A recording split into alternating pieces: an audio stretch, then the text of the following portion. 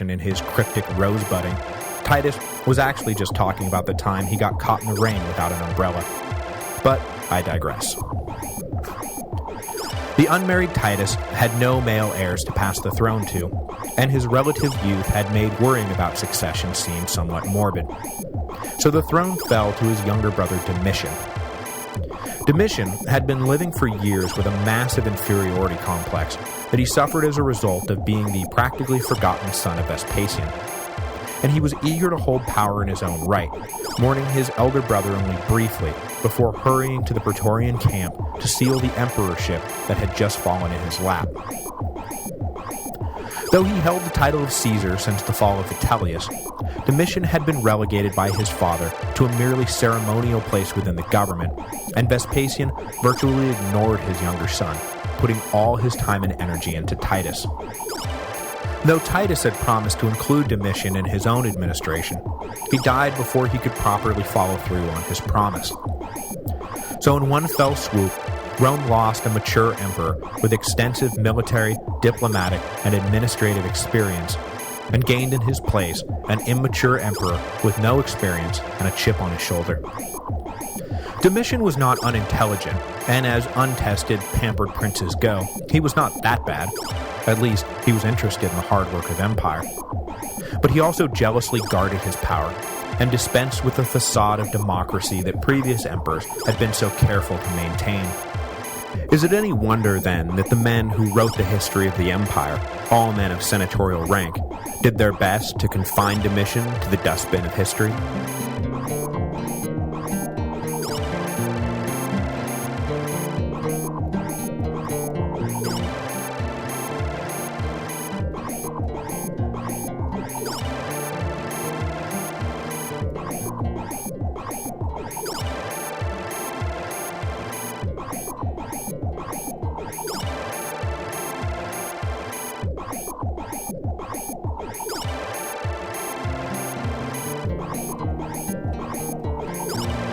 Hello, and welcome to the History of Rome, Episode 75, The Forgotten Son.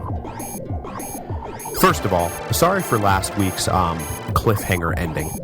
Somehow the final cut got truncated when I wasn't looking. Luckily, or maddeningly or something, it only dropped the last 8 words. So for those of you who haven't gone back and downloaded the corrected version, which is posted by the way, I'll just go ahead and spoil the ending. Senatorial historians were doing their best to confine Domitian to the dustbin of history. Then the music plays. That was all that was left. Sorry about that. But as much as the Senate tried to literally purge Domitian from the collective consciousness, passing an edict damning his memory just days after the emperor was assassinated, and then proceeding to expunge his name from public records and monuments, Domitian reigned for too long and had too much of an impact to simply be ignored.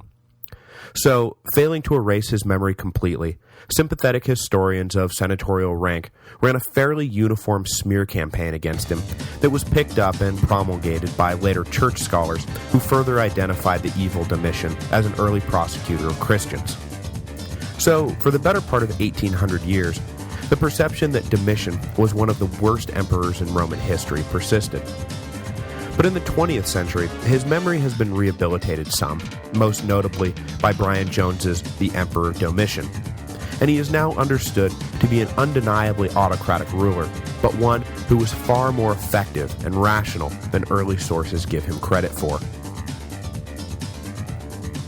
Titus Flavius Domitianus was born on October 24, 51 AD, the youngest son of the year's newly elected consul Vespasian. For the first few years, the Flavian nuclear family was strong and stable. Vespasian withdrew from public life following the rise of Agrippina, and was around to supervise the upbringing of his 3 children, Titus, who was 12 years Domitian's senior, daughter Domitilla, 6 years older, and Domitian himself. But as was sometimes typical in Roman families, while Vespasian took a keen interest in his eldest son's education, and a keen interest in finding his daughter a husband, he did not take much interest at all in his youngest son. Not that Domitian did not receive a first-rate education, just that by the time he was born, Titus was almost an adult, and Vespasian naturally looked at the older boy as the bearer of his legacy. Domitian, unfortunately, became little more than an afterthought in his father's eyes.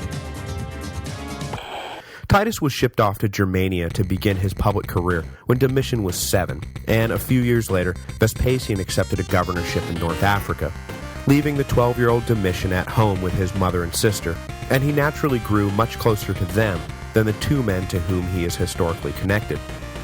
But by the time his father and brother left for Judea in 66 AD, both women were dead. The causes of death are unknown, but they left the 15-year-old Domitian virtually alone in the world. And during this period, he developed a penchant for solitude, a very un-Roman-like trait that would be inevitably pointed out by his enemies as they ticked off all the things that made the monster Domitian such an abomination. "Where's Domitian?" someone would ask. "Alone in the palace," would come the witty reply, with not even a fly. Of course, this joke worked doubly well, because it was rumored that Domitian liked to sit around and stab flies with a penknife, but that is neither here nor there. The virtually orphaned Domitian was handed off to Vespasian's brother Flavius Sabinus, and he was still living in his uncle's home when the events of 68 and 69 AD swept across the empire. The roots of the generous and positive reigns of Vespasian and Titus with the jealous and negative reign of Domitian. One can look, obviously, to the circumstances of his upbringing and the humiliating slights he would receive under the reign of his father, and one would be right to do so. But there is another little thing that no doubt colored Domitian's whole worldview. He was actually physically present in Rome during the last mad days of Nero, then the massacres that greeted the arrival of Galba, then the violent coup orchestrated by Otho, then the occupation of the city by Vitellius's Rhine legions, and then, finally, the sacking of Rome by Antonius's army. Not only did he endure the paranoia of being related to a prominent politician at a time when standing out was likely to get you purged by the capricious Nero or the scheming pedagogues, but he also saw up close and personal just how readily the Senate swung with the political breeze, and how much that political breeze was blown by violence. Every time some usurper got the upper hand, the Senate was right there to retroactively justify their most heinous crimes. One minute, they were praising you to the stars. The next, they were hailing your assassins as state heroes. The Senate as a body had many characteristics, but loyalty to the sitting emperor was clearly not one of them, and it was a lesson Domitian would not soon forget. He spent his latter teenage years surrounded by backstabbers, plotters, and the senators who enabled them. It should come as no surprise, then, that in contrast to his laid-back father and brother, Emperor Domitian would rule with a strong and vigilant hand, and do everything he could to enfeeble the Senate, who he knew full well would turn on him the minute he looked away. Ironically, of course, this paranoid disposition would become a self-fulfilling prophecy, and the Flavian most worried about assassination would be the only one to die a violent death. Life's funny that way. As the son of a prominent Neronian general, Domitian had lived into 69 AD as a sort of unofficial political hostage. But when Vespasian launched his own bid for the throne, the target on Domitian's back threatened to overwhelm the young man. By the time Vitellius arrived in the city, Vespasian's eastern revolt was well underway, and the Vitellians were quick to locate their rival's youngest son and place him under house arrest. Vitellius hoped that by keeping Domitian hostage, Vespasian would think twice about his plans, but of course, Antonius's aggressive invasion of Italy took the decision out of Vespasian's hands completely. Though, whether he would have let Vitellius's threats to harm Domitian deter him is still an open question. When Vitellius attempted to abdicate the throne, Domitian was freed from his confinement and accompanied his uncle Sabinus as the latter marched to the Forum to deliver a message on Vespasian's behalf. This meant that Domitian was with his uncle when the Flavian entourage ran into the still defiant Vitellians and fought in the ensuing street fight that drove the Flavians up onto the Capitoline Hill. When it was clear that the impromptu siege was not going to end well, Domitian was snuck off the hill dressed as an adherent of the cult of Isis. He slipped into a passing religious procession and escaped the fate of his less fortunate uncle. When Antonius's army smashed their way into Rome a few days later, Domitian was liberated from his hiding place and hailed as Caesar by the triumphant Flavian troops, who carried the 18-year-old on a shield to his father's house. Suddenly, the boy who had always been relegated to the background found himself standing right smack dab in the middle of everything. But his time in the limelight was short-lived. When Mucianus arrived in the city, he quickly co-opted Domitian and relegated the boy to a closely guarded ceremonial position. As the son of Vespasian, he had enormous value and was assigned the task of representing his father's interests in the Senate, but he was kept away from real power, and any Flavian supporter who seemed inclined to back Domitian over Mucianus was rapidly promoted away to positions in the provinces.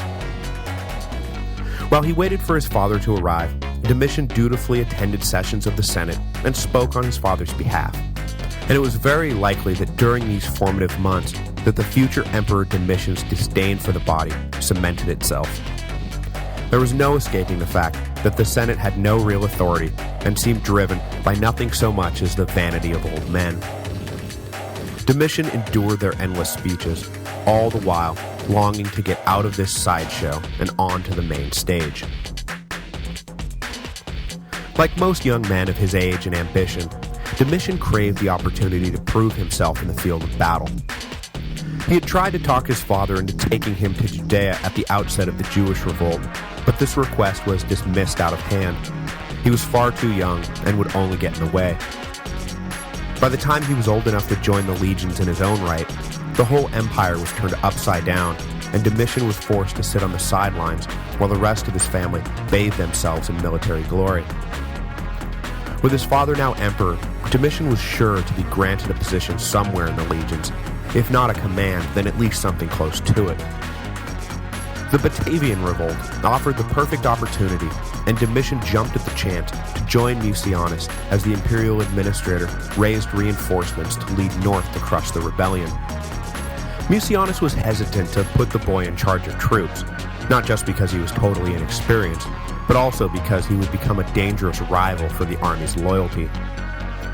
Fortunately for Mucianus and unfortunately for Domitian, the revolt was put down before the armies from Rome got anywhere near the front lines, and the unfulfilled Domitian was returned to Rome. Sensing that Mucianus did not perhaps have his best interests at heart, Domitian wrote a letter directly to the commander of the Rhine legions, who just so happened to be his uncle-in-law, asking for a command, but his uncle essentially ignored the request. When Vespasian arrived in Rome later that year, Domitian then was still stuck, shut out of political power, and denied a military post. The young man may have hoped that the arrival of his father would correct this situation, but it was apparent from the get-go that Vespasian had no interest in raising Domitian out of his glum irrelevancy. Despite being one of only 2 sons, Domitian was treated with remarkable indifference by Vespasian, who, in fact, when Titus returned from the east and Vespasian granted his eldest son a triumph, Domitian was forced to trail behind the vanguard led by his father and brother, relegated to the spot reserved for other family members. This would prove to be Domitian's lot in life for the remainder of his father's decade in office. Where Titus was granted near co-equal status with Vespasian, Domitian was assigned only ceremonial positions. Aside from being trotted out every once in a while to preside over some archaic ceremony or another, Domitian faded completely from public view. He spent most of his time in the imperial palace, reading and writing, and generally resigning himself to the life of obscure scholarship that he seemed destined for. In fact,